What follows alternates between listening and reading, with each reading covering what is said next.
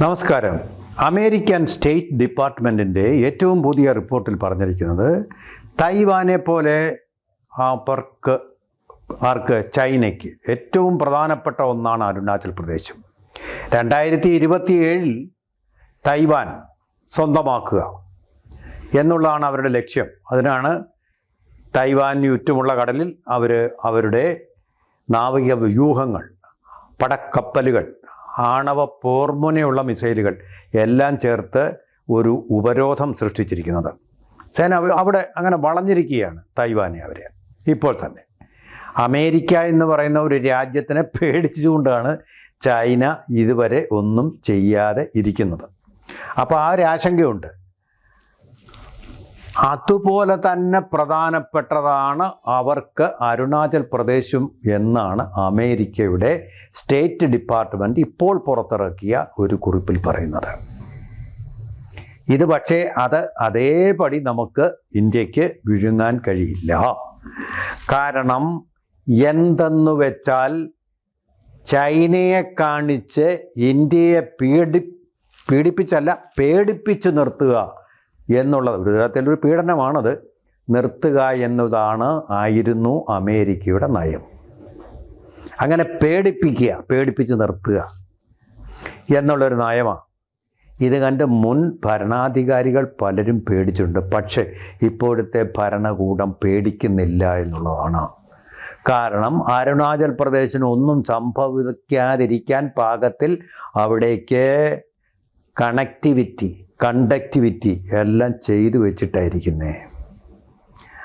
ചൈനയുടെ ഒരു പട്ടാളക്കാരൻ അങ്ങോട്ട് കടന്നു വന്നു കഴിഞ്ഞാൽ നിമിഷങ്ങൾക്കകം അവിടെ പറന്നെത്തും.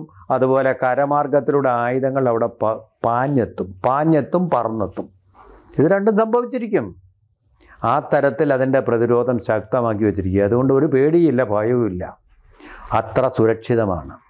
ലോക്കറിലിരിക്കുന്ന മാലയുണ്ടല്ലോ, അത് എത്രമാത്രം സുരക്ഷിതമാണോ? സ്വർണ്ണമാല അതിൻ്റെ 1 ലക്ഷത്തിന് മുകളിലായിരിക്കുന്ന സാധനമേ. വീട്ടിലിരുന്നാൽ നമുക്ക് തീയായിരിക്കും ഉള്ളിൽ. ലോക്കറിനകത്തിരുന്ന് കഴിഞ്ഞാൽ തീ നമുക്കല്ല, ബാങ്കുകാർക്കായിരിക്കുമല്ലോ എന്ന് പറയുന്നത് പോലെ ഒരു സ്ഥിതിയിലാണിപ്പോൾ അരുണാചൽ പ്രദേശിൻ്റെ കാര്യത്തിൽ. ഇവിടെ എന്താണ് സംഭവിക്കുന്നത് വെച്ചാൽ അമേരിക്കയ്ക്കാകെ ഭീതി പടർന്നിരിക്കുക. അമേരിക്ക ഈ നൈജീരിയയിൽ പോയി ബോംബൊക്കെ ഇടുന്നുണ്ട്. ആഫ്രിക്കോം എന്ന് പറയുന്ന ഒന്നിൻ്റെ നേതൃത്വത്തിൽ നൈജീരിയയുടെ അനുവാദത്തോടു കൂടിയാണ് അതെന്നൊക്കെ പറയുന്നു. ISI കേന്ദ്രങ്ങളിലുമൊക്കെ ബോംബിടുമ്പോഴും ഉള്ളിലൊരു തീയുണ്ട്. നൈജീരിയയിൽ അവർ തീ വർഷിക്കുന്നുണ്ടെങ്കിലും ഉള്ളിലൊരു തീയുണ്ട്. ആ തീ മറ്റൊന്നുമല്ല, വലിയൊരു ഭീഷണി ഏഷ്യയിൽ നിന്ന് അവർക്കെതിരെ ഉയർന്നു വരുന്നു. ചൈന എന്ന് പറയുന്ന ഡ്രാഗൻ്റെ വ്യാളിയുടെ വളർച്ച തീ തുപ്പുന്നതാണ് ഈ വ്യാളി എന്നാണ് പറയുന്നത്. മിത്തോളജി അങ്ങനെയാണ് പറയുന്നത്. ആ തീ തുപ്പുന്ന ചൈന എന്ന് പറയുന്ന രാജ്യത്തിൻ്റെ അഭൂതപൂർവമായിട്ടുള്ള വളർച്ച, കമ്മ്യൂണിസത്തിൽ നിന്ന് അത് സ്വയം വേർപെട്ട് ഡീലിങ്ക് ചെയ്ത് കഴിഞ്ഞപ്പോൾ ഉണ്ടായ വളർച്ചയാണ്. ഈ വളർച്ച അമേരിക്കയെ വളരെയധികം ഞെട്ടിക്കുന്നുണ്ട്, ഭയപ്പെടുത്തുന്നുണ്ട്. അതുകൊണ്ടാണ് ഷാങ്ഹായ് കോർപ്പറേഷൻ മീറ്റിങ്ങിൽ, ഉച്ചകോടിയിൽ ചൈനയിൽ വെച്ച് ഈ 2 രാജ്യങ്ങളോടും ചേർന്ന് പുട്ടിൻ്റെ റഷ്യ കൂടി ചേർന്നതോടുകൂടി അവർ 3 കൂടെ നിൽക്കുന്നതിൻ്റെ ഒരു വ്യാകരണം കണ്ട് അമേരിക്ക ആകെപ്പാടെ അമ്പരന്ന് പോയത്. കാരണം ഇതും കൂടെ ചേർന്നാൽ പിന്നെ അമേരിക്ക തീർന്നു എന്നൊരവസ്ഥയിലേക്കായിരിക്കും കാര്യങ്ങൾ പോകുന്നത്. അമേരിക്ക തീർന്നുമില്ലേ? 3 ഭീമൻ രാജ്യങ്ങൾ ഒരുമിച്ച് നിൽക്കുക എന്ന് പറയുമ്പോൾ എന്താ കാര്യം? അമേരിക്കയുടെ സാമ്പത്തിക ഘടന, ഡോളർ, ഇതൊക്കെ തകർന്നുകൊണ്ടിരിക്കുകയാണ്. ആ തകർച്ചയിൽ നിന്ന് അവരെ രക്ഷിക്കാനാണ് ചുങ്ക യുദ്ധം അവർ ഏർപ്പെടുത്തിയത് പല രാജ്യങ്ങൾക്കെതിരെ. ഇന്ത്യക്കെതിരെ ഒത്തിരി കൂട്ടിയതിന് കാരണം റഷ്യയോട് നമ്മൾ അടുക്കാതിരിക്കാനാണ്. റഷ്യയെ എങ്ങനെങ്കിലും ഒതുക്കിക്കഴിഞ്ഞാൽ ഇതിലൊരു ഭീമൻ ഒഴിവായി കിട്ടിയെന്നാണ് അവർ വിചാരിച്ചത്. അതിനുവേണ്ടിയാണ് യുക്രൈൻ യുദ്ധത്തിൻ്റെ പേരിൽ റഷ്യയ്ക്ക് സാങ്ഷൻ ഏർപ്പെടുത്തിയത്. സാങ്ഷൻ എന്ന് പറഞ്ഞൊരു കുന്തവും പറ്റിയില്ല റഷ്യയ്ക്ക്. പറ്റിയത് മുഴുവൻ യൂറോപ്യൻ രാജ്യങ്ങളാണ്. ഊർജ പ്രതിസന്ധിയില്ല. യൂറോപ്യൻ രാജ്യങ്ങൾ വളരെ കഷ്ടപ്പെടുകയാണ് ഊർജ്ജമില്ലാതെ. ഊർജ്ജം നഷ്ടപ്പെട്ടാൽ എന്ത് സംഭവിക്കുമെന്ന് നമുക്കറിയാമല്ലോ. അപ്പോൾ അവശതയിലാണ്, ഊർധ്വശ്വാസം വലിക്കുകയാണ് യൂറോപ്യൻ രാജ്യങ്ങളെന്ന് പറയാൻ ഒരവസ്ഥയിലാണ്. പിന്നെ എന്തിനായിരുന്നു ഈ യുക്രൈനല്ല റഷ്യയോട് യുദ്ധം ചെയ്ത്? പലരും ചോദിക്കുന്നുണ്ട്, യുക്രൈനായിട്ട് പോലും ജയിക്കാൻ കഴിയുന്നില്ലല്ലോ റഷ്യക്കെന്ന്. നമ്മുടെ പ്രേക്ഷകരിൽ ചിലർ ചോദിക്കും. അതിൻ്റെ ഉത്തരവേ ഉള്ളൂ. റഷ്യ യുദ്ധം ചെയ്തത് യുക്രൈനോടല്ല, മറിച്ച് നേറ്റോ രാജ്യങ്ങളോടാണ്. അമേരിക്ക, യൂറോപ്യൻ രാജ്യങ്ങൾ, ഇങ്ങനെ തുർക്കിയെ വരെയുള്ള യൂറോപ്യൻ രാജ്യങ്ങൾ എല്ലാം കൂടി ചേരുന്നതാണ് ഈ നേറ്റോ സഖ്യം. ആ നേറ്റോ സഖ്യം കൂട്ടായിട്ടും റഷ്യ ഒറ്റയ്ക്കും നടത്തിയ ഒരു യുദ്ധമാണ്. പിന്നെ അതിനു പുറമെയാണ് ഈ സാമ്പത്തിക യുദ്ധം. ഇതിലെല്ലാം തളരാതെ പിടിച്ചു നിന്നു റഷ്യക്ക് മാത്രമേ അതിന് കഴിയൂ. രണ്ടാം ലോക മഹായുദ്ധകാലത്ത് ജർമ്മനിയിലെ നാസിപ്പടയോട് പിടിച്ചു നിന്ന അതേ കരുത്തോടു കൂടി റഷ്യ പിടിച്ചു നിന്നു എന്നുള്ളതാണ്. അതാണ് നമ്മൾ കാണേണ്ടത്. സത്യമായിട്ട് തന്നെ നമ്മൾ കാണണം. പിടിച്ചു നിൽക്കാൻ കരുത്തുള്ള ഒരു രാജ്യം. തീർച്ചയായിട്ടും ഇന്ത്യയുടെ സഹായം അതിലുണ്ടായിരുന്നു എന്നുള്ളത് വാസ്തവമാണ്. ഇന്ത്യ അവിടെ നിന്ന് റഷ്യയിൽ നിന്ന് എണ്ണ വാങ്ങിച്ചു.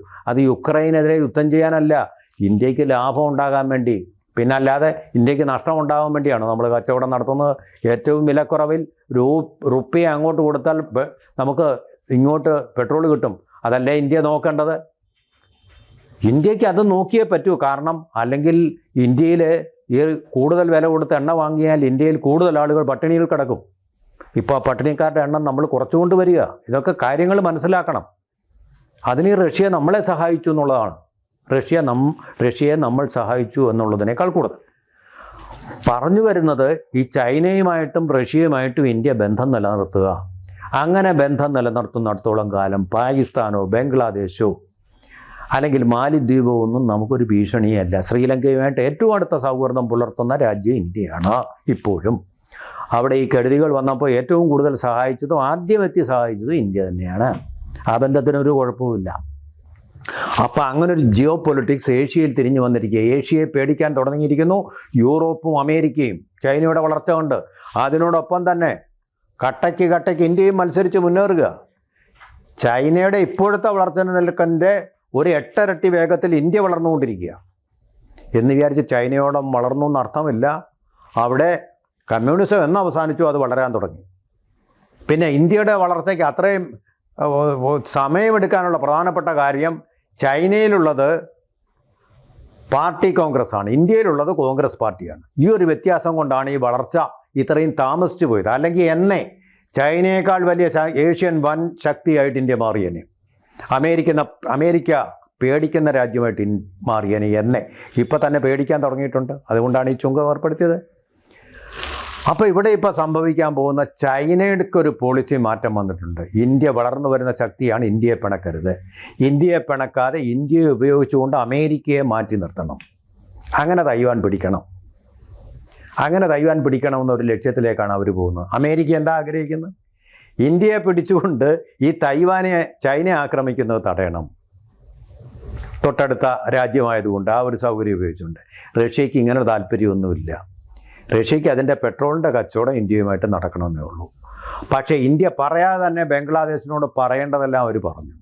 അതിന് ശേഷമാണ് മുഹമ്മദ് യൂനിസ് ഒന്ന് താണത്. അതുവരെ വലിയ ഗംഭീരാശയനായിട്ട് ചിറ്റകവും ഉണ്ട്, ഞങ്ങൾക്ക് തുറമുഖമുണ്ട്, ഞങ്ങൾക്ക് കടലുണ്ട് എന്നുള്ള വീരവാദങ്ങളാണല്ലോ അദ്ദേഹം പറഞ്ഞുകൊണ്ടിരുന്നത്. റഷ്യയുടെ ഇന്ത്യയിലെ അംബാസഡർ ഒന്ന് പറഞ്ഞേ ഉള്ളൂ, പഴയ കാര്യങ്ങൾ ഓർമ്മകൾ ഉണ്ടായിരിക്കണം.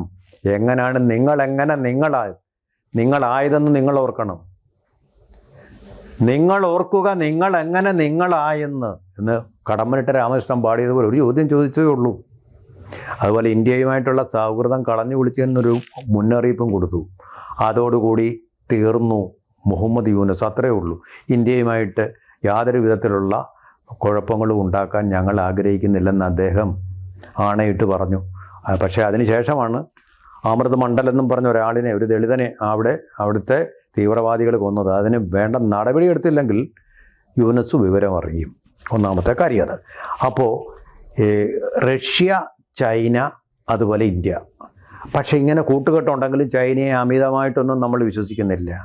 ചൈനയ്ക്കെതിരെയുള്ള കരുതലുകളെല്ലാം നമ്മൾ എടുത്തിട്ടുണ്ട്. അതെല്ലാം അഭംഗുരമായിട്ട് തുടരുന്നു. ചൈനയാണെങ്കിൽ ഇന്ത്യയുമായിട്ട് കയറി ഒരു പോരിന് പോകണ്ട എന്നൊക്കെ വിചാരിച്ച് തന്നെ പോകുന്നത്. ബംഗ്ലാദേശുമായിട്ട് അമിത സൗഹൃദമൊന്നുമില്ല. ഇന്ത്യക്കെതിരായിട്ട് ബംഗ്ലാദേശിനെ പിന്തുണയ്ക്കാൻ സാധ്യതയില്ല. പക്ഷേ ഇന്ത്യ ഒരു സാധ്യതയും തള്ളിക്കളയാതെ തന്നെ ഒരാളിനോടും കൂടുതൽ അടുക്കാതെയും കൂടുതൽ അകലാതെയും നിഷ്പക്ഷമായിട്ടുള്ള ഒരു സമദൂരം പുലർത്തിക്കൊണ്ട് ആരുമായിട്ടും ശത്രുതയില്ലാത്ത രീതി, അമേരിക്കയായിട്ട് പോലും ശത്രുതയില്ല, ആ രീതിയിൽ തന്നെ പോകുന്നത്. ഇനി ചൈന കയറി ഏൽക്കാൻ വന്നാൽ അമേരിക്കയ്ക്ക് എപ്പോൾ വേണമെങ്കിലും ഇന്ത്യയെ സഹായിക്കത്തക്ക ഒരു രീതിയിലുള്ള ഒരു സമദൂര സിദ്ധാന്തം പാലിച്ചുകൊണ്ടാണ് പോകുന്നത്. ഇതോടുകൂടി വാസ്തവത്തിൽ അമേരിക്ക തീർന്നു എന്നുള്ളതാണ് സത്യം. കാരണം അമേരിക്കയ്ക്ക് വിധേയനാവാൻ ഒരു ആസിഫ് മുനീർ ഉണ്ടാവും. ഇന്ത്യ അങ്ങനെ വിധേയനായിട്ട് കൊടുക്കുന്ന പഴയ കോളനി സമ്പ്രദായത്തിൽ പ്രവർത്തിക്കുന്ന ഒരു വിധേയ രാജ്യമായിട്ടിരിക്കാൻ തയ്യാറല്ല. ഇന്ത്യയുടെ തല ഉയർത്തിപ്പിടിച്ചുകൊണ്ട് തന്നെ ഇന്ത്യയുടെ താല്പര്യങ്ങൾ സംരക്ഷിക്കുകയും അതുപോലെ നിർത്തേണ്ടവരെ നിലയ്ക്ക് നിർത്തേണ്ടിടത്ത് തന്നെ നിർത്തിക്കൊണ്ട് മുന്നോട്ട് പോവുകയും ചെയ്യുന്ന ഒരു ജിയോ പൊളിറ്റിക്കൽ പാരഡൈം ഷിഫ്റ്റ് അല്ലെങ്കിൽ ഒരു കടൽ മാറ്റമാണ് ഇപ്പോൾ നമ്മൾ ലോക രാഷ്ട്രീയത്തിൽ കാണാൻ കഴിയുന്നത്. കൂടുതൽ വാർത്തകളും വിശേഷങ്ങളും നിങ്ങളിലേക്ക് എത്താൻ ABC മലയാളം സബ്സ്ക്രൈബ് ചെയ്യുക, ബെൽ ബട്ടണും അമർത്തുക.